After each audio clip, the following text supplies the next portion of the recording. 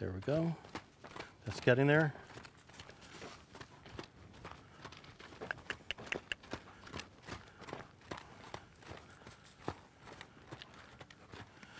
Okay, I'm gonna let him go for a second. He's trying pretty hard there.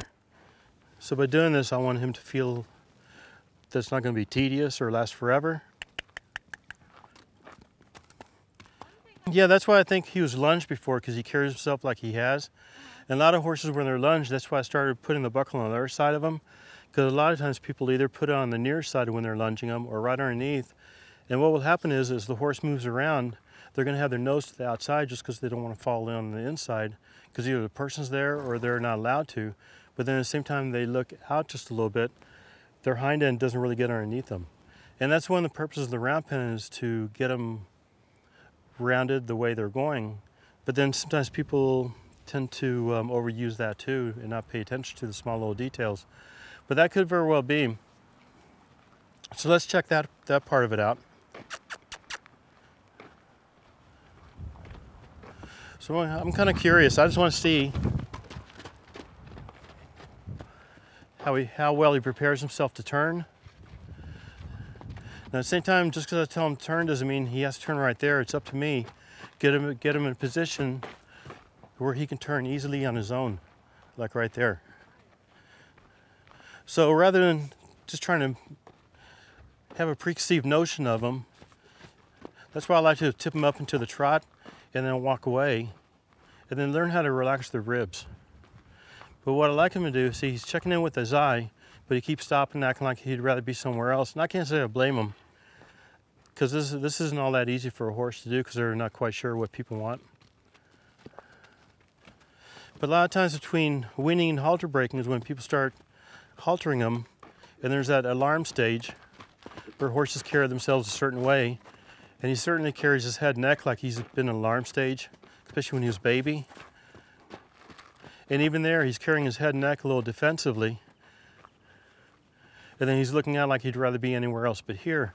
So I don't want him feeling like he has to defend himself against me. All he has to do is pay attention to the pattern that I'm trying to set up. The focus, rhythm, and direction is really all I want.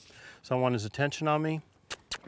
There's a certain direction, and the direction is wherever I'm leaving an opening, and I'm being real careful to be real consistent and with clarity where the opening is. And that's pretty nice. And then this is just a conductor's baton where I'm just setting up a rhythm, and it's up to me to get in the horse's rhythm.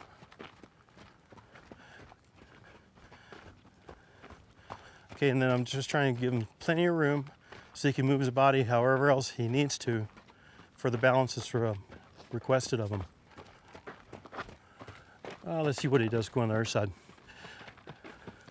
He's spending a lot of time just carrying his head and neck around, worrying about that. Okay, that was better. Right in through there was better. And I'm also looking how he's carrying his ribs. I like to see his ribs go more toward the railing. See, I'll help it along here. I like the ribs. See how he's leaning into me with the ribs?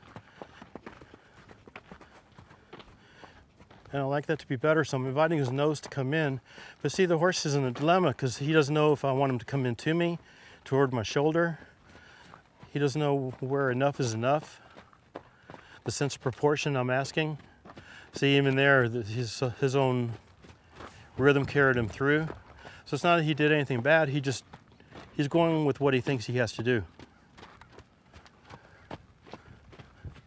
Okay, so I'm going to slow it down for him just a little bit. And all he has to do is follow me with his nose. Because I want to get some kind of starting point where there's some understanding between him and me.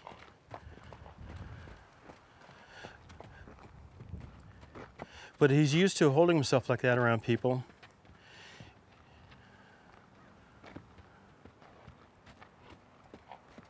Okay, so here I'm making sure that he has 2/3 of an opening and I'm in 1/3. So if you take like a tic-tac-toe grid, wherever you are, whether it's a round pen or a stall or an arena or a pasture, if you stay on 1/3 and ask for a rhythm and a direction, the direction is really easy because it's leaving the 2/3 open, which is more how a horse sees, that bigger opening.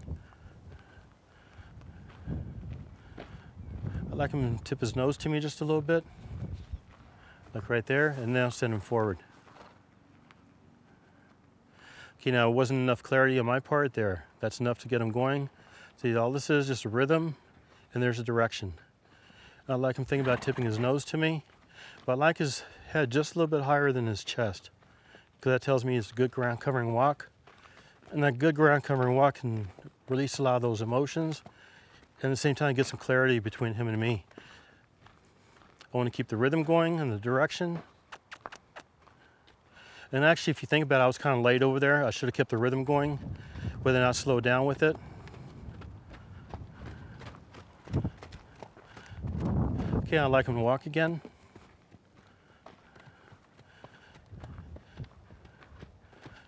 Okay, and it was easier for him to trot, but I'd like him to take a long walk with his hind legs. And when he takes long walks, see, instead there, he's holding his breath a little bit, and he's taking short, choppy steps. So I'm offering rhythm. Okay, if he wants to go that way, I'll just go along with it for a little bit. See, he's getting a little frustrated now. So I want to give him plenty of clarity about where I want him to go and how much. And I like him to walk, but we'll just let him figure it out a little bit. There's a rhythm, there's a walk rhythm. See, and he kind of just wants to come up to me like a little baby would and put his nose to me.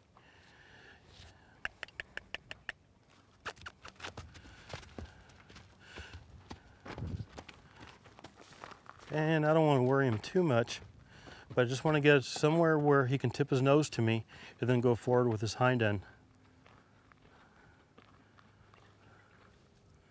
Okay.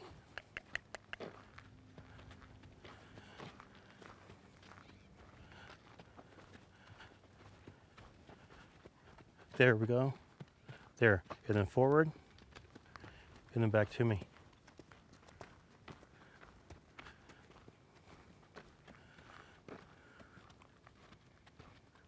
And that's pretty nice. I'm gonna let him think about it for a minute. And the one thing that's a good clarifying place for the horse is what means stop, what means go. So here all along I was asking him to move, and here I'm just asking him to stop, but he's drifting around. He's just a little unsure about what, well, in this case, what I want. So I'll take that on myself. But I'm offering a place to come in here. Maybe he didn't recognize it. So I'll give him a better opening. And I like to keep his eye on me. And every time I'll walk along with him, and that's the rhythm. And then I want to see if he'll either speed up when I speed up, and then slow down when I slow down, and then maybe stop when I stop.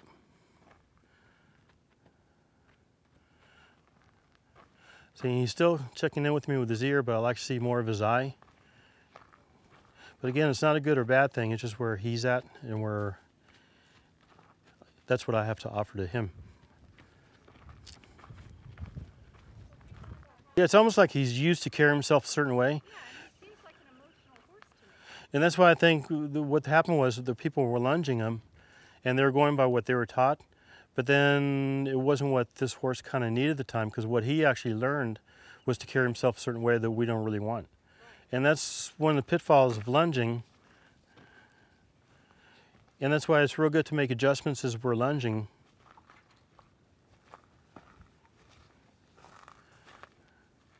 To help the horse figure out the way, rather than thinking we have to have a certain way they have to carry themselves.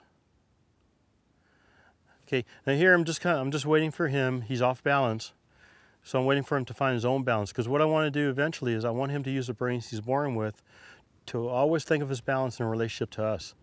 Just like he would have to think about his balance in relationship to the mares over there. So here's a real good opportunity for me to just set up a rhythm and see if he'll follow his own balance. See, and he knows it's over there. See him keep looking over there? So all I'm doing is just setting up a rhythm, and he's allowed to go whenever he feels like he needs to.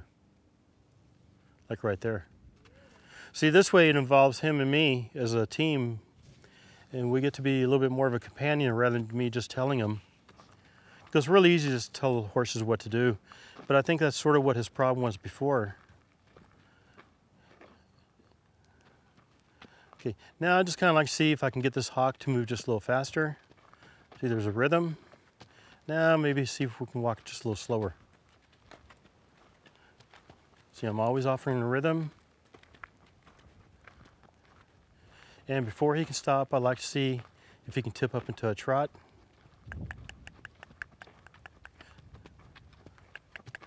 And as soon as he tips up into the trot, then I'll just ask him to go right back down to a walk.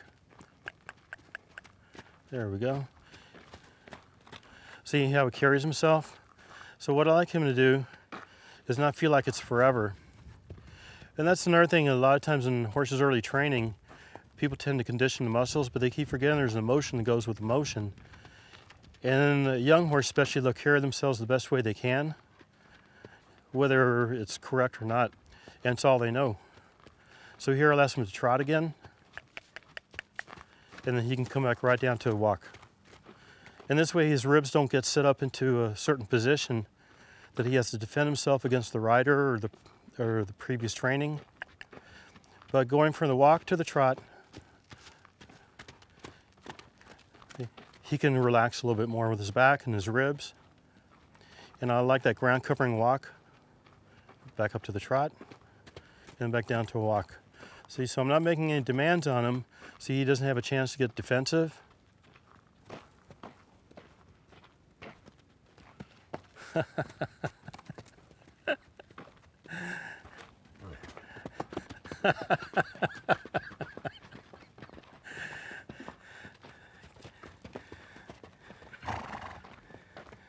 Okay, he's welcome to go back to a walk if he wants to. I kind of want to save the lope for when we do the stuff in the arena, so that way he feels like he can just go out.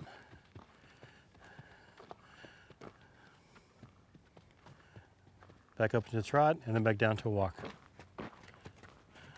So he's welcome to watch my feet or watch my conductor's baton.